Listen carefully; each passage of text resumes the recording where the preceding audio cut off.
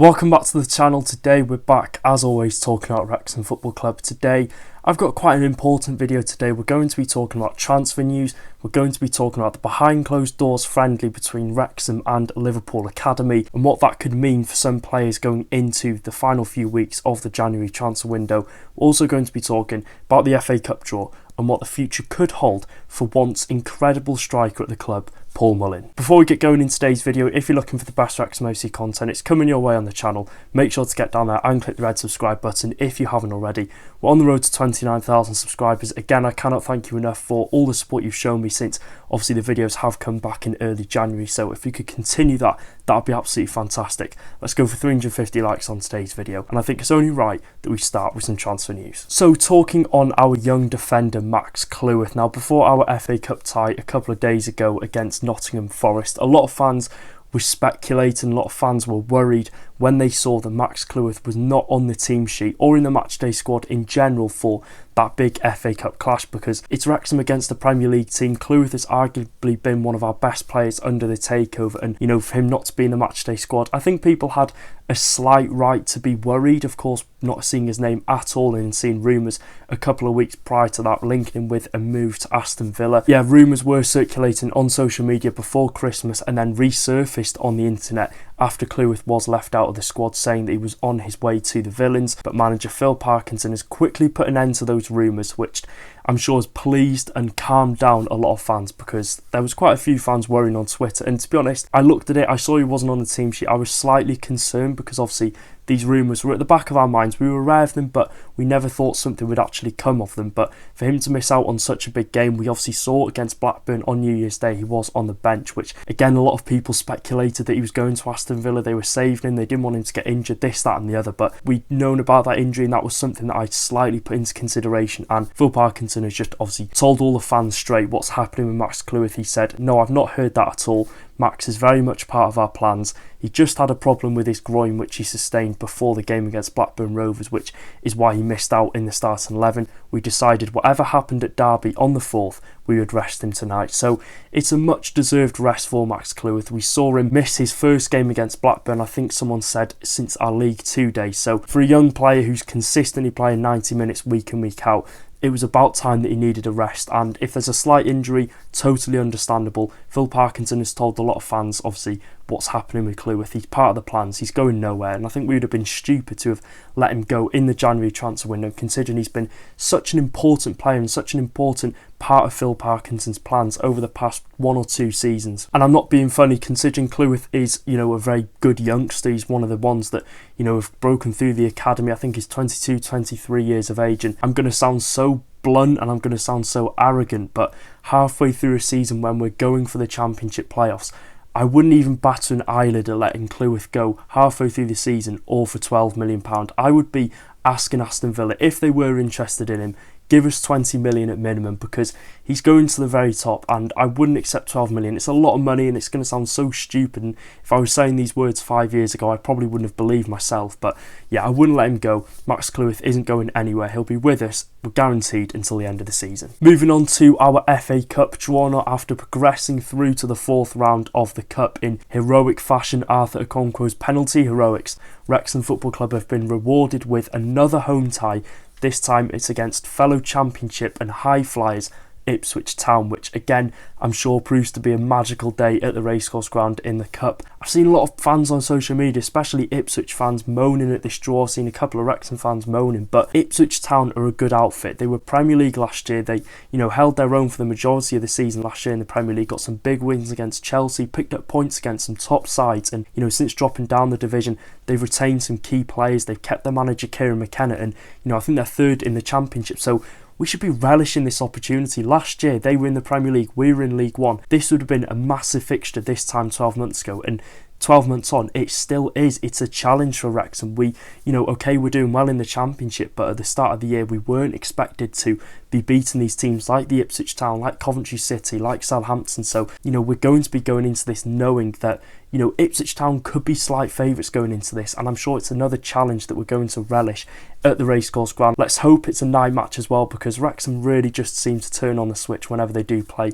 under the lights at the Racecourse Ground. And like I said, we should be relishing this because we've shown that we can beat a Premier League opposition in Nottingham Forest, who are no pushover. So like I said, we should be relishing that opportunity to play another good side and really just looking to progress to the 5th round, which would be special for this football club. That would, surely bring us in a big tie, and if not, if we progressed and another sort of League One Championship team qualified for the next round, it would give us an even better opportunity to reach the quarterfinals. So it's a big game. It's going to be a really good occasion, I'm sure, for all the fans, and we know what the Racecourse Ground can be like on a cup game, and let's hope for another memorable cup tie in front of the Racecourse crowd, because a week on we also play Ipswich Town in the league, so whether there'll be changes and rests made by both managers, we really don't know at this moment in time, but all I can say is I'm really looking forward to this. Talking next on our friendly match behind closed doors against Liverpool Academy. So a Wrexham 11 travelled to Liverpool to take on Liverpool's B team academy, you could say, in a friendly behind closed doors, and I think what the main thing is, it's going to tell us a few things about what the future holds for some of the players that did feature in this game. To just quickly say, the game ended 1-1 with Wrexham's goal coming from an own goal from a Liverpool player. It ended 1 apiece. If you're looking at the Wrexham players that did feature in the game, Connor Cody captained the side, Paul Mullin, Ryan Barnett, Jay Rodriguez, Andy Cannon, Callum Burton and Harry Ashfield all featured for Wrexham on the day, which, to be honest, transfer news or not, departures or not, it's good to see all of those players get a game under their belt, whether it was 60 minutes for some players, whether it was a full 90, either way it's good to see the players that aren't getting minutes in the first team get minutes in these friendly matches that are being organised behind closed doors, and they were all in need of some minutes, so I'm sure for themselves, personnel wise, they'll be really happy. Especially you're looking at the likes of Ryan Barnett, Connor Cody, Andy Cannon, whose minutes have all been limited, whether it's due to competition in their spot, due to injuries. It's just good to see them back out on the grass. So what we can gather from this is, in my opinion, I'm going to give my spin on it. I think going into the final few weeks of the transfer window, it's definitely worth keeping an eye on the situations of Ryan Barnett, Andy Cannon, Harry Ashfield and Paul Mullin, as in my opinion they're all players that I could see potentially leaving the club on loan in the next coming weeks. I think you're looking at Ryan Barnett, if we're linked to bring in another right wing back, we need to let someone go, and whether it's Barnett, whether it's someone else, which I can't see it being Longman, I can't see Kabore being recalled in any universe. I think Barnett is more than capable of possibly getting a Championship top end League One move.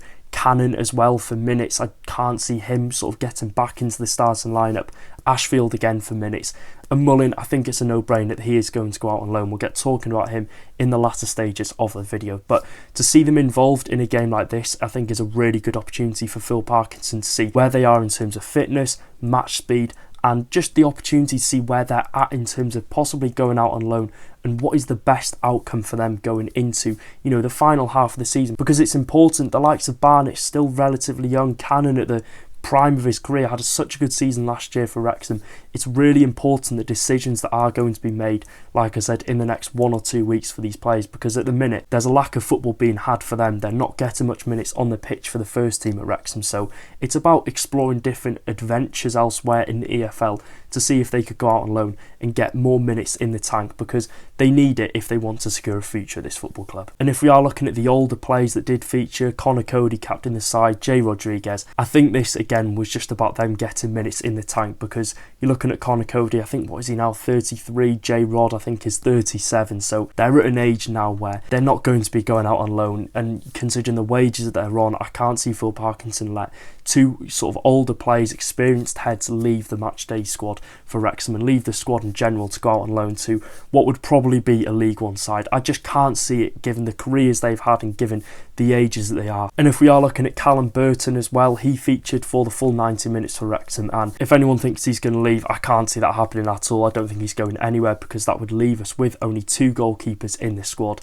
And if we're looking at Danny Ward, yes, he's making a return to grass, but he's still recovering from that injury. We'd be left with 2 goalkeepers, Okonkwo and Danny Ward. So I think the game was all about minutes for Burton and a few others that did feature in the team, because again, all of those, I can't see all of them leaving. There's a few names in there that I think Phil Parkinson will be having maybe some final looks at and, you know, discussing with other clubs, do they want this player on loan? Do they want, you know, the likes of Barnet, the likes of Ashfield, just seeing where they're at and getting that best possible move for them. So speaking on Paul Mullin, now Mullin obviously has returned to Wrexham in the last couple of weeks from Wigan Athletic due to a very unsuccessful spell at the Latics in League One, and given the history he's had at Wrexham, the documentary being in Deadpool, he's gained a large personnel fan base. I think he's got 250,000 followers on social media.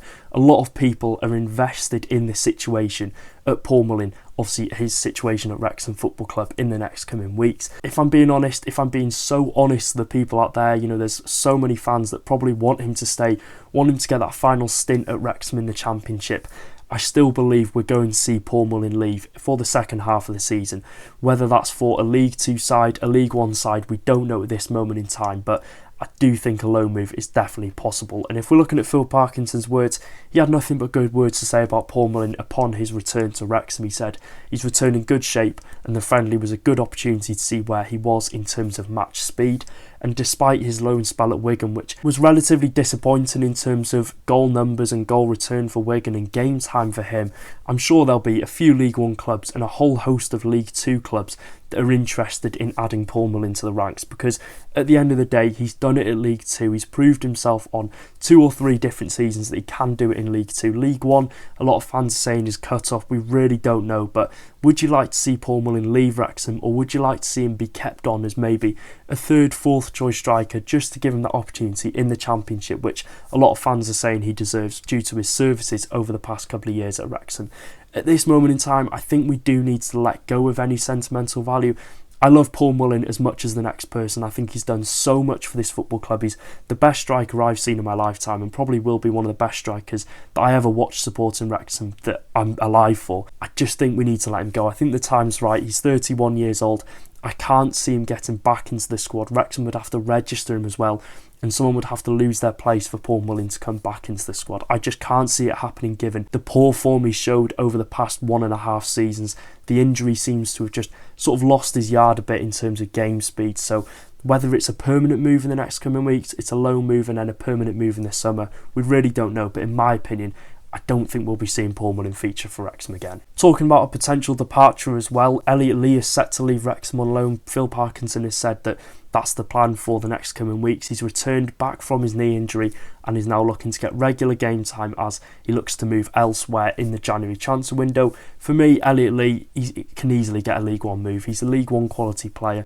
He's just been very unfortunate in terms of game time and recruitment in the summer that Wrexham have showed. So I do think we're going to see possibly a top-end League 1 move for Elliot Lee, just to show everyone what he's all about and show Phil Parkinson that he can be part of his plans next season in the Championship. So yeah, I think Elliot Lee, it's the right move because he hasn't featured in a league game at all this season. We've only seen him in glimpses in the Carabao Cup. So yeah, that's an important bit of news. A player that's again been a big player for us over the years is set to leave on loan. And finishing off the video with potential signings that Phil Parkinson could be making in the January transfer window. Parky has confirmed in a Q&A yesterday with the Wrexham fans that players will have to leave the club in order for us to sign players in the transfer window. Parky has said the players that leave Wrexham in the next 2 or 3 weeks are going to be replaced. So if Barnet leaves, they'll be looking to get a player to cover him in. If they're going to let, players out on loan, they're going to need that cover, because letting players go and not replacing them at this stage of the season and in the position that Wrexham are in